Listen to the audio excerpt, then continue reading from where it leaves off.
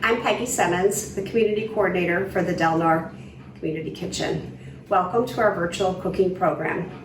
With the COVID-19 pandemic, we're not able to have you come to our class, so we decided to have a class here for you.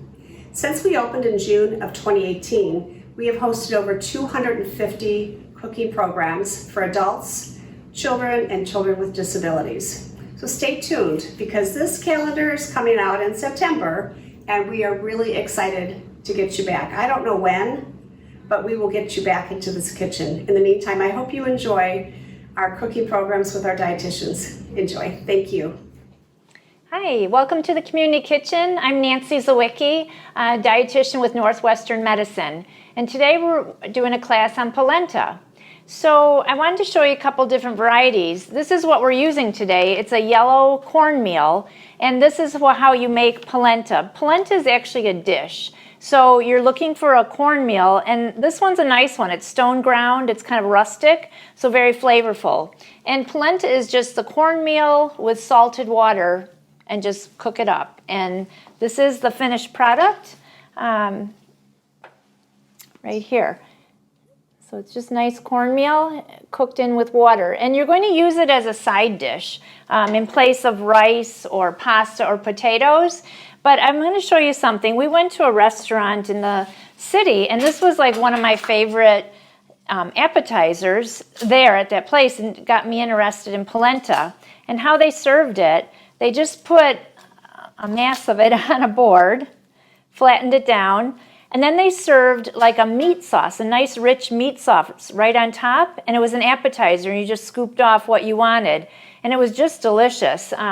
And you can use other things like put roasted vegetables on here, cheese, anything like that.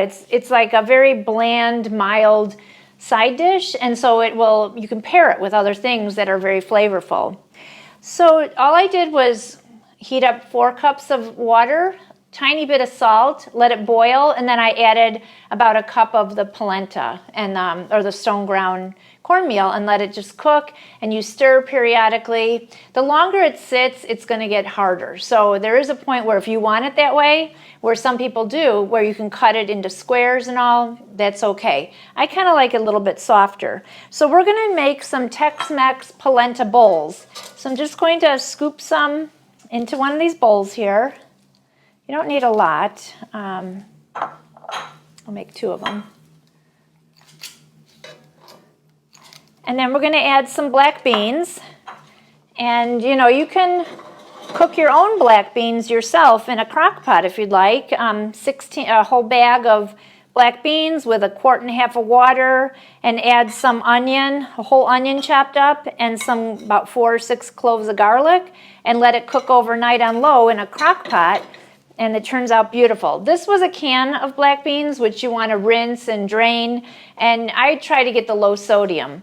When you do make your own black beans, you're not adding salt, and black beans themselves are very low in sodium. So you can, whatever you do through the crock pot is already low sodium, it's fine. We do need to cut up an avocado. Now everyone has their own way of doing this. I just like to make a slit all the way around, and then one more the other way. So I'm having 4 sections. Just go like that, and then open it up, and then I can just peel this off. And we're just going to have sliced avocado on this. If there's any brown spots, I just cut them off. And then we're just going to place it on here. Put another slice, and we'll do another one for this. So these are really easy. It just peels then. Kind of like a banana, just like that. And avocados are really good for you. They contain omega-3 fatty acids. They're good for brain health too. So more and more research is showing how wonderful avocado is for you. They're high in antioxidants and high in fat-soluble vitamins, and they can be served by themselves, kind of more of a bland food. But that too, you can doctor it up with garlic and red onion, cilantro to make it more flavorful. Okay, I'm just going to switch gloves real quick. And then we're going to top it with some cilantro, some cheese, some Pico De Gallo, and a little bit of jalapeno if you like. So, and you can eat this with corn chips or just eat it straight out of the bowl like this.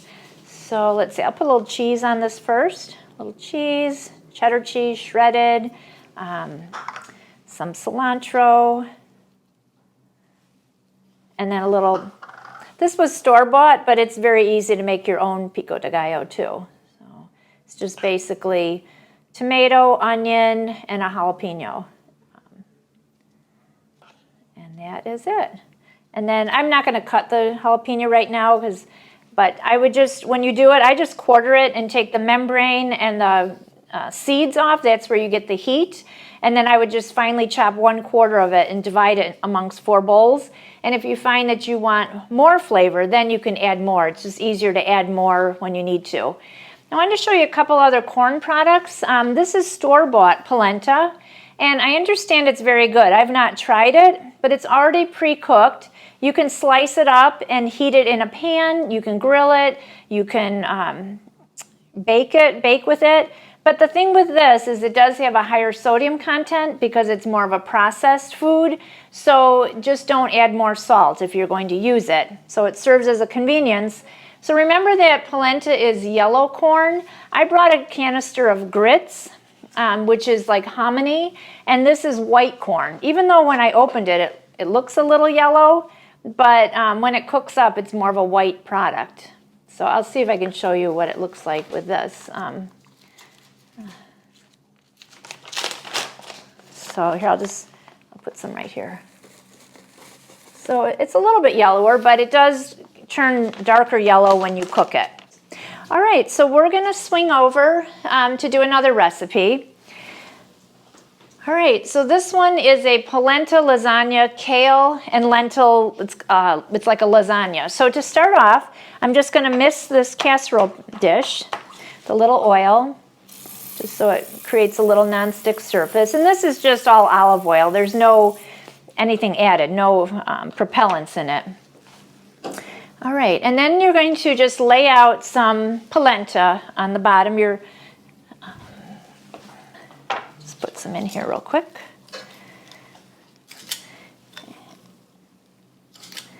All right, I may not have enough to do a full lasagna. I have one ready to go, so you'll see the finished product.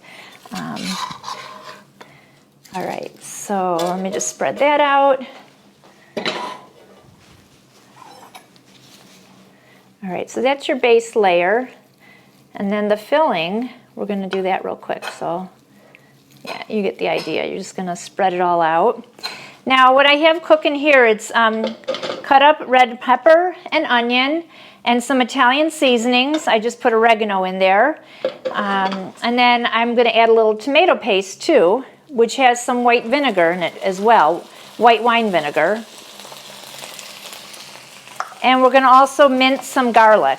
So whole garlic, just mince it. So you're getting a lot of good flavor. Put a couple in here. And we'll do one more.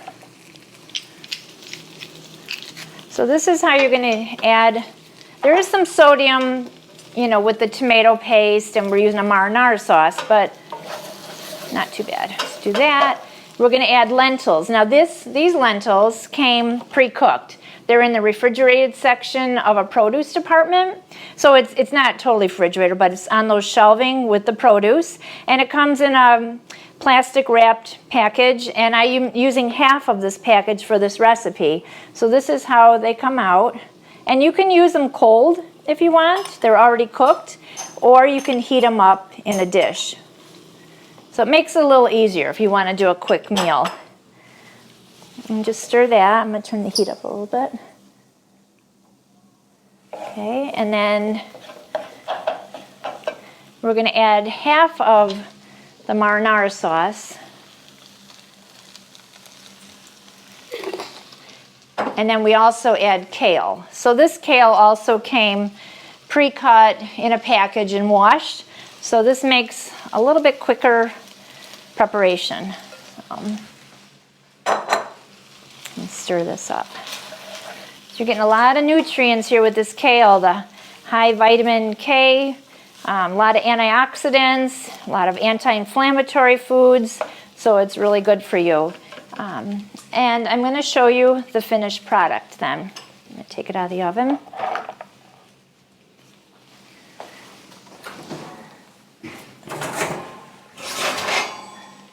Okay, so this is the finished product. So it's got a base layer of polenta, then this meat mix, or not meat, it's meatless, lentil mixture, another layer of the polenta, more of this lentil mixture, and then top it with polenta. And then to serve, we're just going to pour some marinara right over it. And then it's ready for serving. So there's no cheese added. That is something you can add if you'd like, but you don't have to. Just spread this out. And then you can just slice it just like lasagna, because the polenta is going to get a little crispier. It's almost like cornbread, and slice it up. You know, thinking of America, corn is one of the first foods that brought to America. And so it is a staple of ours, and it's fun to be able to include it in our meals. So we can also garnish it.